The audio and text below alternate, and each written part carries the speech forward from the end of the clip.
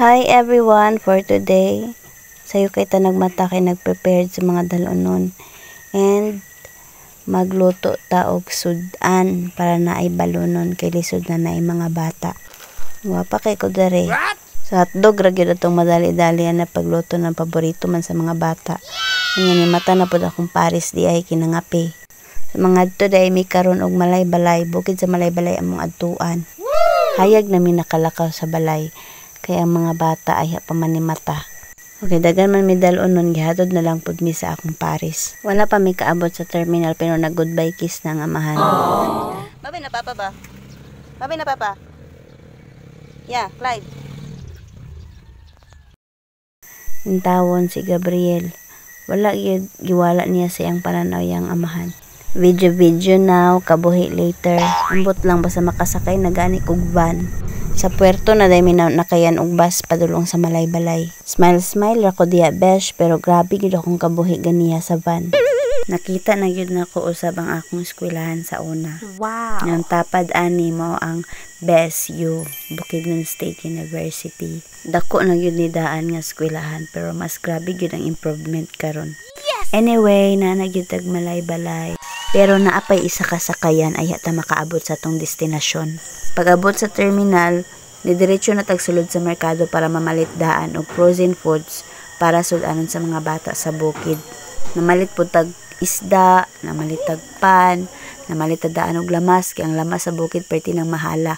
Yan ay isda makasuroy dito pero perti na pong mahala.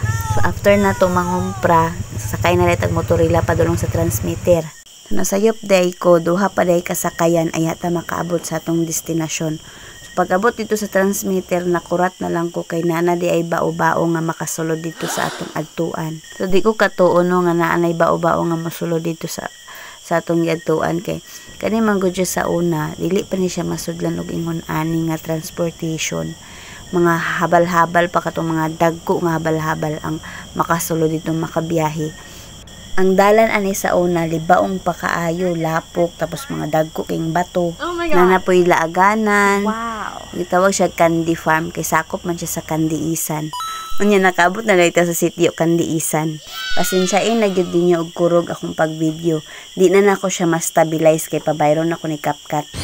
Dugay na kay nga panahon yung anak ko kalaag din karon nakabalik na gyud ko. Unexpected kayo no nga makaabot aning lugar kay didto munta ko sa Cagayan mula Agra ba. Nya kay akong laagan sa Cagayan kinaman aning bukid. So dali na lang minang laag. Kinakalaag naman pud tag bukid. Makita na gyud nato atong mga nanay, atong mga tatay, igsuon sa atong lulog-lula ba. Naman din ni lumad diri sa sitio. So dili naman pud siya tantong mingaw or laay kay na naman siya video kihan, na pud siya basketballan, luwag ang basketballan dere. Ya mabibo pud siya mahapon kay dagan naman tawo na moyo dere. Unya na amaze kay ko ba kay dagan na balay, dili pareha sa una nga pipila lang ka balay mong makita diya sa dalan.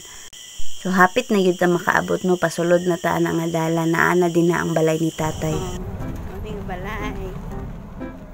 Alina tagay migpayong.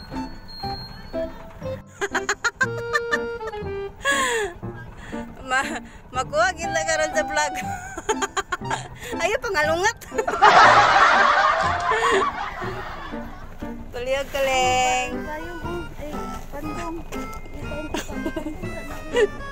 Namali Amerikana ng bukid. Piyang pan. Clyde. Ano?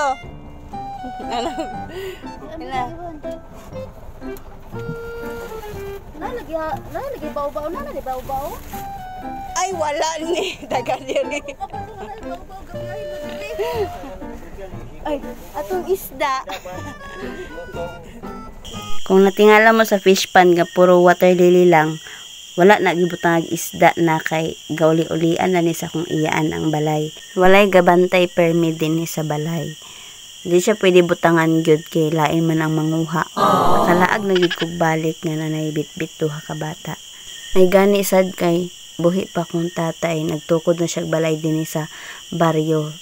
Kay sa una pa dalaga pa ko. Layo kay mig-ulian, mamaklay pa mi padulong Ilaya. Nya didto walay silingan, kamera didto. Nya aside sa walay kuryente, wala pa gyud tubig. Nana may kuryente diri sa baryo pero wala na pataorag kuryente kay dili man permi na itaw dinhi sa balay tapos mahal-mahal pud siya. Mas maayo gyud to nga matauran siya kuryente pero not for now kay wala pay budget. So karon mamaklay mi padulong dito sa akong nanay kay dito mi magsalod og tubig para naihugas plato niyang gabi na ilungag then na ihimasa sa bata. Kani nga balay dala na tindahan. Wala pa ni siya sa una. So na amaze kay ko ba nga nanay mga silingan. Makaingon gyud ko nga dako na gyud kay kausaban ni nga sityo.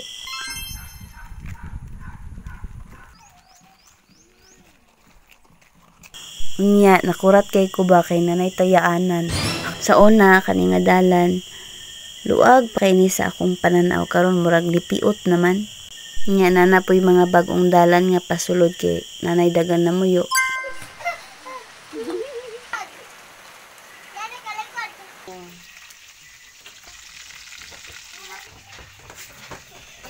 Kamulong luto sa panihapon, nagkantahanay na lang pud mi. So dinhi na lang sa kutaman og i-follow na lang pud ko kay daghan pang mga happenings dinhi sa bukid.